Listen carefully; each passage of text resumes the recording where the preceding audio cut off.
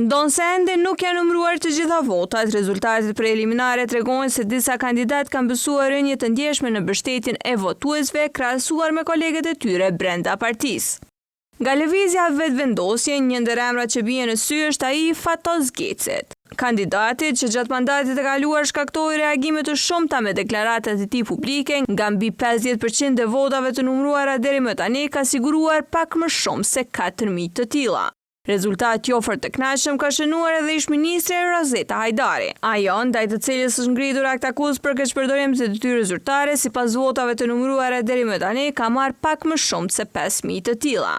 Me 4.696 vota, renditet edhe Hysni Mehana, kandidati që gjatë fushatës zgjedhore u përmend më shumë për konfliktin me Sami Lushtakun se sa për ndonjë aktivitet apo arritje politike. Ndërkohë, ish-deputetët Salih Zyba, Egzan Azemi, Bylbyl Sokoli dhe Luana Aliu, sipas rezultateve aktuale, kanë siguruar mbi 5.000 vota secili. Kreativi fushatës zgjedhore, Qendrim Kryeziu, deri më tani ka grumbulluar më shumë se 3.000 vota. Në anën tjetër, edhe ish-deputeti PDK-s Nait Hasani, emri i të cilit ishte përfolur në zgjedhjet e kaluara për pretendime rreth vjedhjes së votave, duket se është larg objektivit për të bërë deputet. Nga mbi 50% e votave të numëruara, ai ka siguruar rreth 7.800 të tilla.